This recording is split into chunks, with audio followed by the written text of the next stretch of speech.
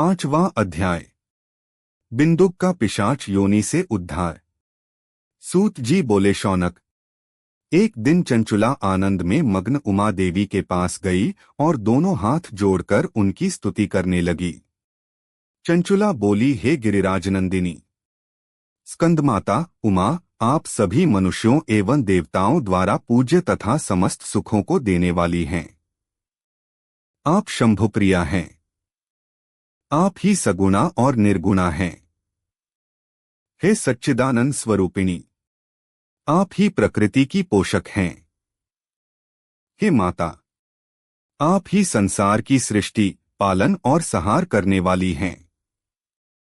आप ही ब्रह्मा, विष्णु और महेश को उत्तम प्रतिष्ठा देने वाली परम शक्ति हैं।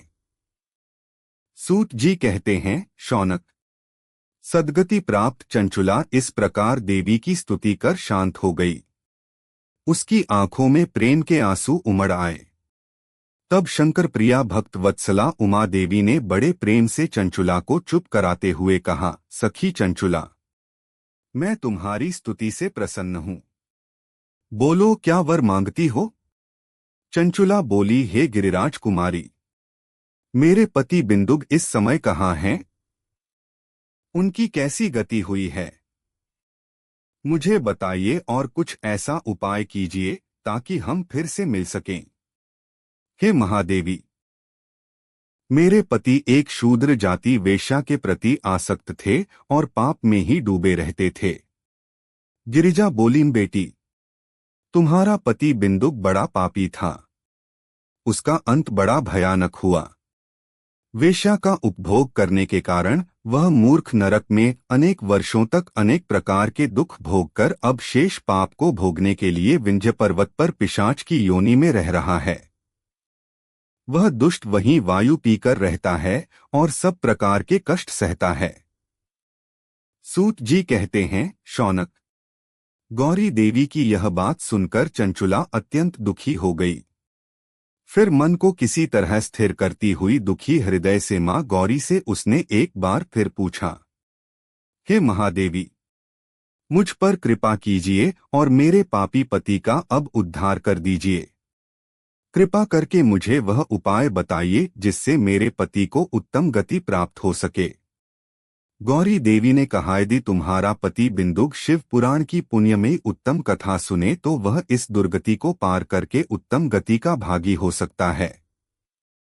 अमृत के समान मधुर गौरी देवी का यह वचन सुनकर चंचुला ने दोनों हाथ जोड़कर मस्तक झुकाकर उन्हें बारंबार प्रणाम किया तथा प्रार्थना की कि मेरे पति को शिव पुराण सुनाने की व्यवस्था कीजिए।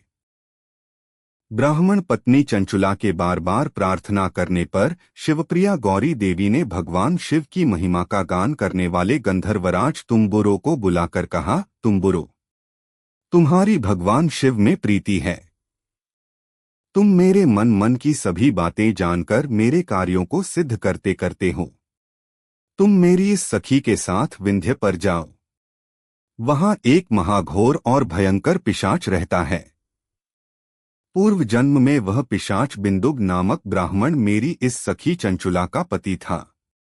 वह वेश्यागामी हो गया। उसने स्नान संध्या आदि नित्य कर्म छोड़ दिए। क्रोध के कारण उसकी बुद्धि भ्रष्ट हो गई।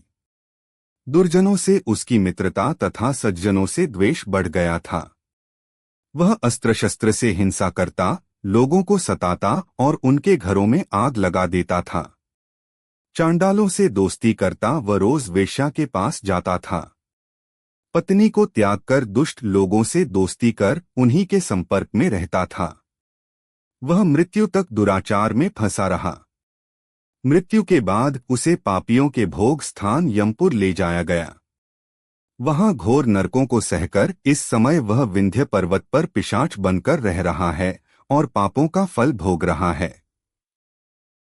तुम उसके सामने परम पुण्यमयी पापों का नाश करने वाली शिव पुराण की दिव्य कथा का प्रवचन करो। इस कथा को सुनने से उसका हृदय सभी पापों से मुक्त होकर शुद्ध हो जाएगा और वह प्रेत योनि से मुक्त हो जाएगा। दुर्गति से मुक्त होने पर उस बिंदुक नामक पिशाच को विमान पर बिठाकर तुम भगवान शिव के पास ले आना। सूत जी कहते हैं, शौनक, मां उमा का आदेश पाकर गंधर्वराज तुम्बुरु प्रसन्नतापूर्वक अपने भाग्य की सराहना करते हुए चंचुला को साथ लेकर विमान से पिशाच के निवास स्थान विंध्य पर्वत गया। वहां पहुंचकर उसने उस विकराल आकृति वाले पिशाच को देखा। उसका शरीर विशाल था, उसकी ठोड़ी बड़ी थी। वह कभी हंसता, कभी रोता और कभी उछलता था। महाबली तुम्बुरों ने बिंदुक नामक पिशाच को पाशों से बांध लिया। उसके पश्चात तुम्बुरों ने शिव पुराण की कथा बांचने के लिए स्थान तलाश कर मंडप की रचना की। शीघ्र ही इस बात का पता लोगों को चल गया कि एक पिशाच के उद्धार हेतु देवी पार्वती की आज्ञा से तुम्बुरो शिव पुराण की अमृत कथा सुनाने विंध्य पर्वत पर आया है। उस कथा को सुनने के लोभ से बहुत से देवर्षि वहां पहुंच गए। सभी को आदरपूर्वक स्थान दिया गया। पिशाच बिंदुक को पाशों में बांधकर आसन पर बिठाया गया और तब तुम्बुरु ने परम उत्तम शिव पुराण की अमृत कथा का गान शुरू किया। उसने पहली विद्येश्वर संहिता से लेकर 7वीं वायु संहिता तक शिव पुराण की कथा का स्पष्ट वर्णन किया। 7 संहिताओं सहित शिव पुराण को सुनकर सभी श्रोता कृतार्थ हो गए। परम पुण्यमय शिव पुराण को सुनकर पिशाच सभी पापों से मुक्त हो गया और उसने पिशाच शरीर का त्याग कर दिया। शीघ्र ही उसका रूप दिव्य हो गया। उसका शरीर गौर वर्ण का हो गया। शरीर पर श्वेत वस्त्र एवं पुरुषों के आभूषण आ गए। इस प्रकार दिव्य देहधारी होकर बिंदुक अपनी पत्नी चंचुला के साथ स्वयं भी भगवान शिव का गुणगान करने लगा। उसे इस दिव्य रूप में देखकर सभी को बहुत आश्चर्य हुआ। उसका मन परम आनंद से परिपूर्ण हो गया। सभी भगवान महेश्वर के अद्भुत चरित्र को सुनकर कृतार्थ हो उनका यशोगान करते हुए अपने अपने धाम को चले गए। बिंदुक अपनी पत्नी चंचुला के साथ विमान में बैठकर शिवपुरी की ओर चल दिया। महेश्वर के गुणों का गान करता हुआ बिंदुक अपनी पत्नी चंचुला व तुम्बुरु के साथ शीघ्र ही शिवधाम पहुंच गया। भगवान शिव व देवी पार्वती ने उसे अपना पार्षद बना लिया। दोनों पति पत्नी सुखपूर्वक भगवान महेश्वर एवं देवी गौरी के श्रीचरणों में अविचल निवास पाकर धन्य हो गए।